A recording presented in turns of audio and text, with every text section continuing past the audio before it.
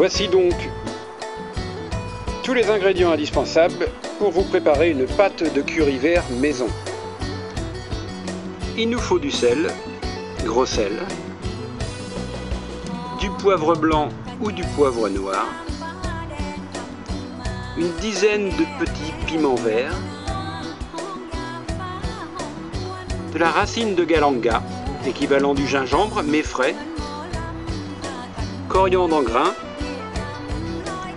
et des feuilles de citron kaffir. Et voilà le citron kaffir. 2 piments verts, une dizaine de centimètres,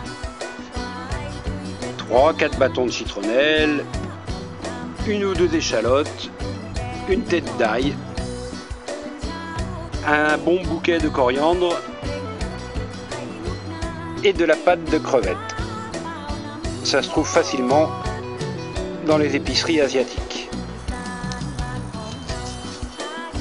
On enlève la première épaisseur.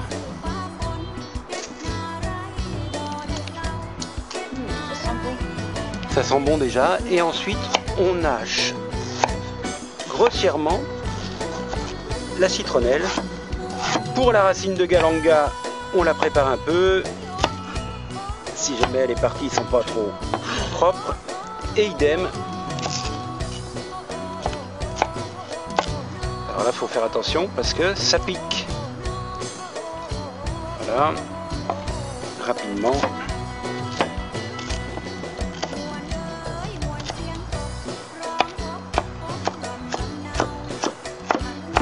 Idem pour le gros piment. Une ou deux échalotes. En fait, il faut essayer d'avoir des proportions équivalentes. Idem pour l'ail. Le citron kéfir, on récupère le zeste.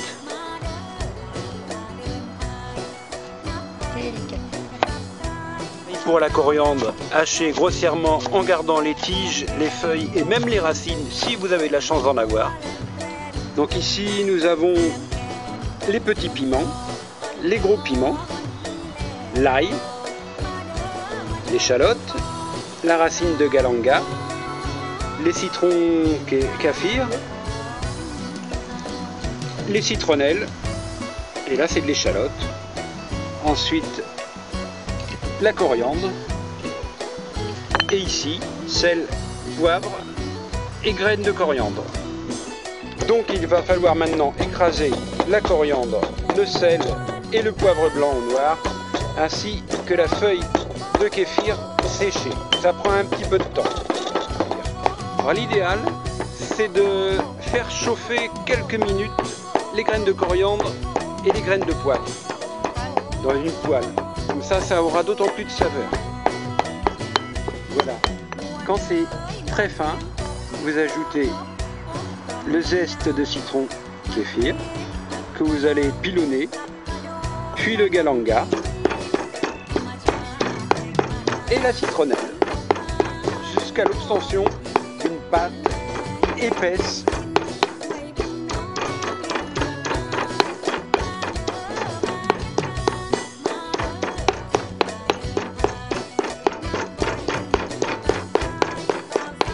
Ah, il faut un pilon, sinon ça marche pas. Regardez cette belle couleur et donc on continue jusqu'à l'obtention d'une pâte épaisse et homogène. Et ça va être très vert. On rajoute la coriandre et on continue. Donc là on rajoute une bonne cuillerée à café de pâte de crevettes. Ça sent vraiment pas bon, mais c'est ce qui donne le goût merveilleux à ce curry vert. C'est le liant.